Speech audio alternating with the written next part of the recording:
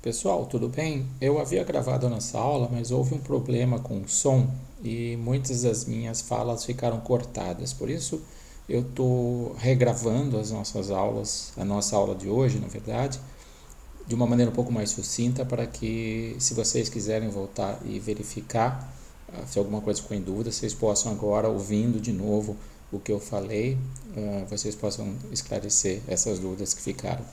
Então, vou tentar fazer isso o mais breve possível, porque a gente já, na verdade, falou sobre isso.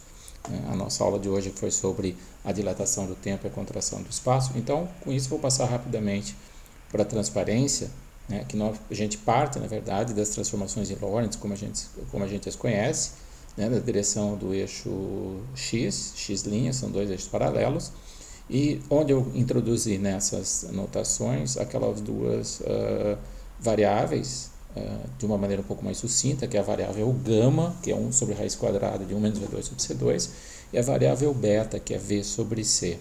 Lembra que a variável beta, ela basicamente mede a porcentagem da velocidade que você está em relação à velocidade da luz. Né? Uma razão entre V sobre C, e, portanto, ela mede, por exemplo, beta igual a 0,2, significa que você está a uma velocidade de 20% da velocidade da luz.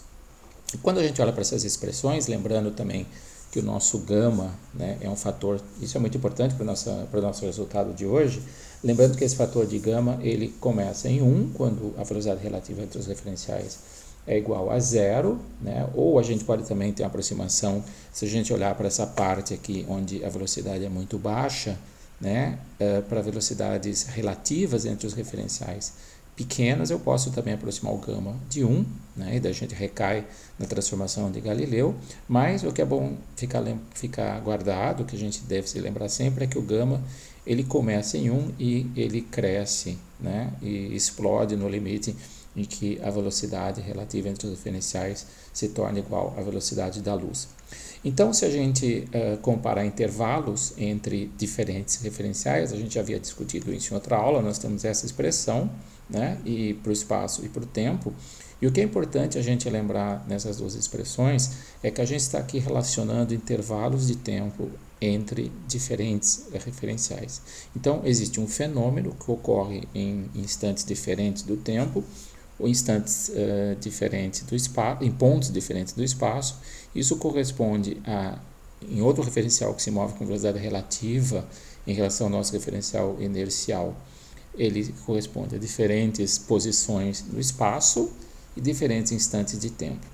Mas o que eu queria hoje explicar para vocês, e isso às vezes leva um pouco de confusão, que é a questão da dilatação do tempo e da contração do espaço, é que muitas vezes a confusão se dá pela maneira como a gente interpreta essas transformações.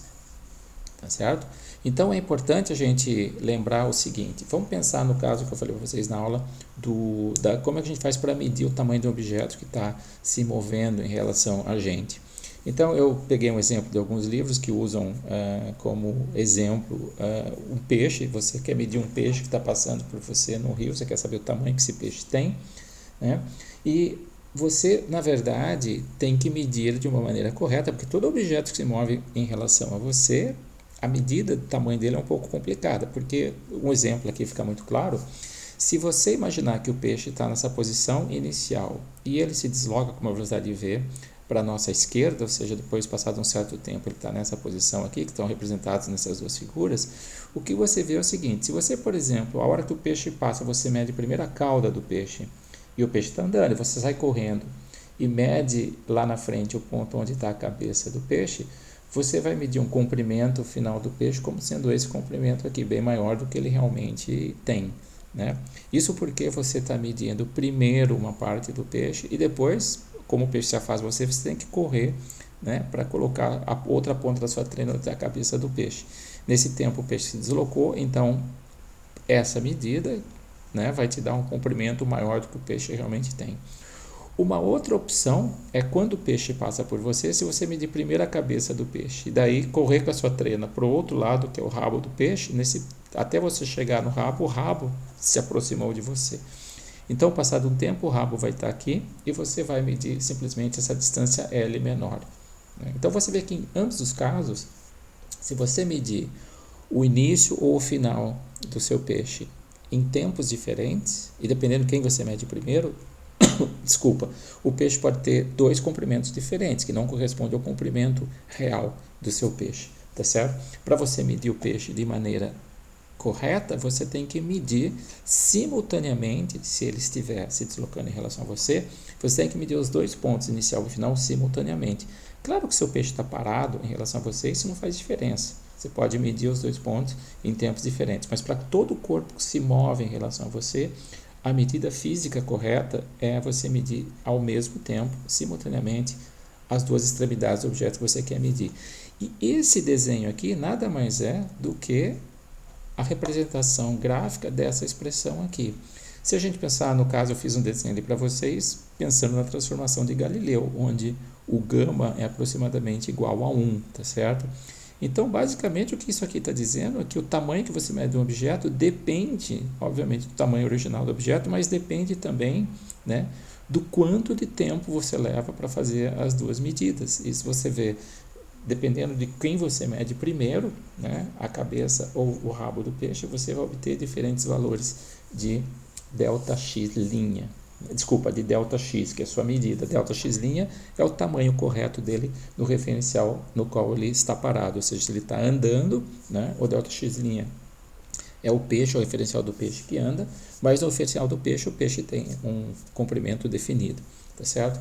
Então, quando nós olhamos para essa questão de medir comprimento, tamanhos de objetos, a gente tem que pensar nessa expressão aqui, mas lembrando sempre que a medida correta é quando o ΔT é igual a 0. Portanto, a gente fica, né, ao fazer essa medida, né, fica finalmente com essa definição aqui, que o comprimento do objeto, né, ele é dado nos dois referenciais por essa transformação aqui. Tá? Então, se você pensar, vamos pensar no caso do peixe, imagine se o peixe tem 1 metro de comprimento. Tá? No referencial do peixe, o peixe tem 1 metro, tá certo? Mas aqui no teu caso, o referencial do peixe, esse 1 metro diz respeito a essa medida aqui. E essa medida, que é o comprimento do corpo no referencial em que ele está parado, né, em repouso, chama-se comprimento próprio. Né? E você que está no seu referencial, você vai ver que a esse comprimento próprio do peixe corresponde um outro comprimento que está ligado por meio desse fator gama aqui da transformação, uma vez que o ΔT é igual a 0. Né? Então, se você chamar esse comprimento do peixe no seu próprio referencial de comprimento próprio, que geralmente é designado por uma letra L0, né? O 0 é esse referente ao referencial do próprio objeto, ou seja, naquele que está em repouso. Para o outro referencial, o tamanho dele a gente chama de ΔX, e uma vez que gama é maior que 1, se a gente, né, expressar isso aqui em termos dos comprimentos próprios e comprimento medido em outro referencial, nós vamos ver que o L é 1 sobre gama L0, como gama é maior que 1, o inverso de gama é menor que 1, e, portanto, você sempre mede um objeto em movimento como tendo um tamanho menor do que ele teria se ele estivesse no referencial no qual ele está parado, tá certo? Isso é o que a gente chama de contração de Lorentz Fitzgerald, tá certo? Então é muito importante a gente lembrar, né, que a gente tem que sempre especificar o corpo, o comprimento próprio do objeto é o comprimento do objeto no referencial no qual ele está parado, tá certo? Se você falar, mas o caso contrário, se eu imaginar, né, que eu estou no referencial do peixe, eu vejo outro, ou eu estou no referencial ΔX', eu vejo um peixe se movendo no referencial ΔX. Né? E daí, se eu olhar para essa mesma expressão, eu vou falar, então acontece o contrário. Se eu estou no ΔX', onde eu estou parado e meu peixe está no ΔX, isso vai dizer que eu vou medir o tamanho do peixe como sendo maior. Mas lembra que eu falei na aula? Aí, nesse caso, você é obrigado a usar a relação inversa. E a relação inversa, você tem aqui ΔX e aqui você tem ΔX'. Né? Não é simplesmente pegar essa expressão e passar o gama para lá. Né? Você tem que simplesmente fazer a transformação inversa, e daí você vai obter a mesma coisa. Ou seja, se você muda de referencial e o peixe também vai para outro referencial, você observa a mesma mudança de comprimento, a mesma contração. Então, essa ideia da contração de Lorentz Fitzgerald, ela é sempre recíproca, porque na relatividade as coisas têm que ser recíprocas, tá certo? Eu peguei um exemplo aqui, falei para vocês na aula da régua parada, quando ela tem 1 metro de comprimento, né, com diferentes velocidades, 1.610 km por hora, que é mais ou menos 447 metros por segundo, ou seja, 1.3 a 1.4 da velocidade do som, 1.610 km por segundo, que é uma velocidade altíssima, corresponde a 5.796.000 km por hora, e 80% da velocidade da luz, 0.8 c. E falar, uma régua que se desloca em relação a você, essa régua no referencial dela parado tem 1 metro. Qual seria o tamanho dela se ela tivesse essas diferentes velocidades? E se você simplesmente calcular o fator de gama para cada uma dessas situações, você teria aqui no primeiro caso uma velocidade que é praticamente a velocidade de um caça supersônico, tá certo? Aí nós estamos falando em Mach 1.3, 1.4 mais ou menos. Você vê que o objeto de 1 metro, você mediria ele como tendo algo muito próximo do metro, aqui com uma diferença na 12ª casa decimal, ou seja, a diferença do tamanho do objeto que se move com relação ao tamanho dele parado é da ordem, é menor na verdade que o diâmetro de um átomo, ou seja, é irrisório, né? A gente praticamente não consegue perceber. Mesmo que você vá para uma velocidade extremamente alta, mas ainda assim não tão grande quanto a velocidade da luz, né?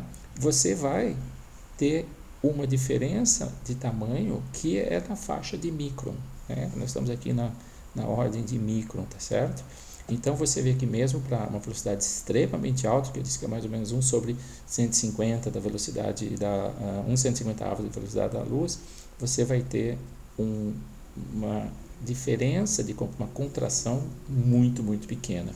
E mesmo você indo, né, aí quando você vai para uma velocidade bem alta, muito próxima da velocidade da luz, aí você vai ter uma contração relativamente significativa, ou seja, um objeto que tem 1 metro no referencial dele passa a ter 60 centímetros para você que mede esse objeto passando com uma velocidade altíssima por você, tá certo?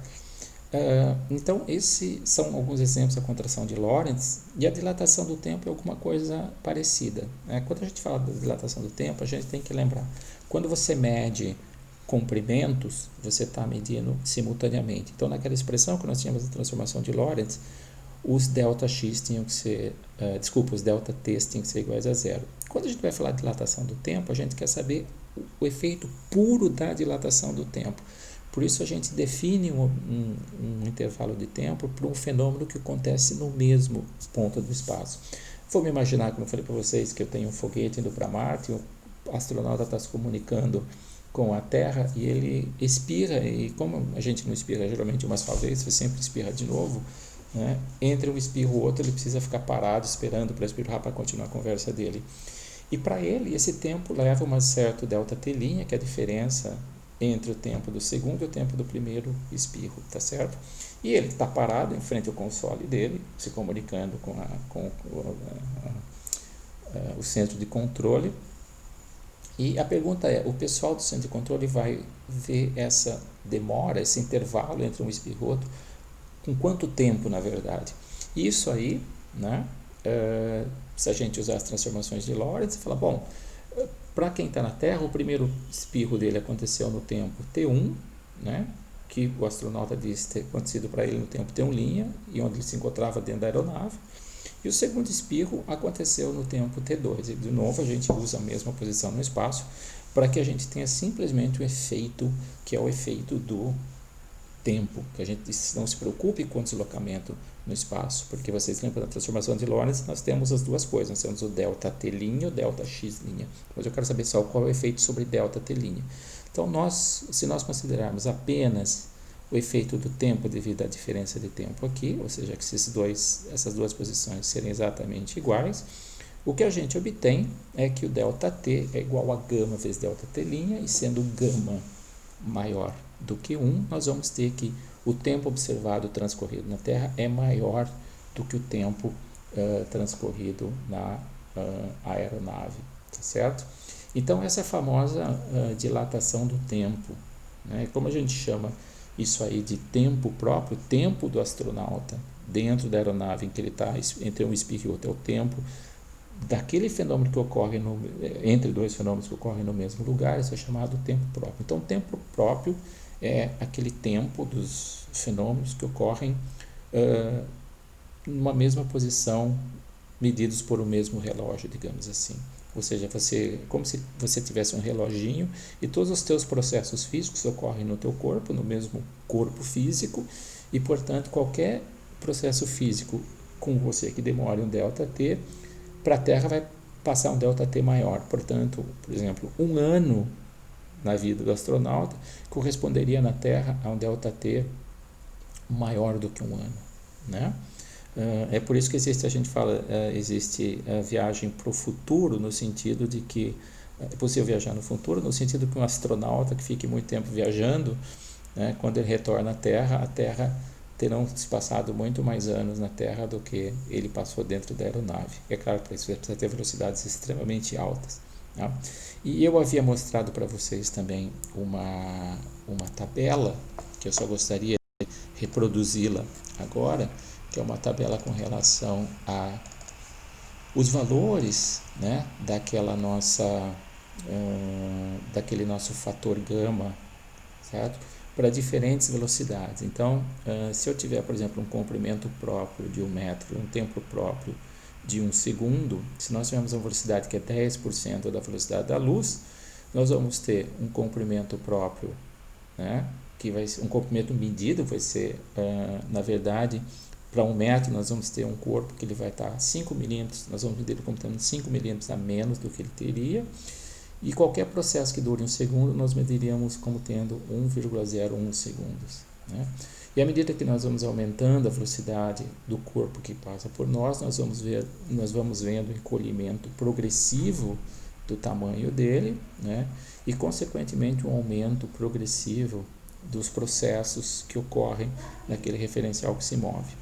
Tá certo? Então eu vou parar a aula por aqui, porque nós já discutimos isso durante 1 hora e meia, mas eu só quis gravar isso aqui novamente porque nós, por algum motivo, no gravar a aula o som ficou muito ruim. Então eu preferi fazer novamente essa gravação para que vocês tivessem de uma maneira bastante breve aquilo que nós discutimos hoje de manhã na nossa aula. Tá certo? Então até a próxima, pessoal.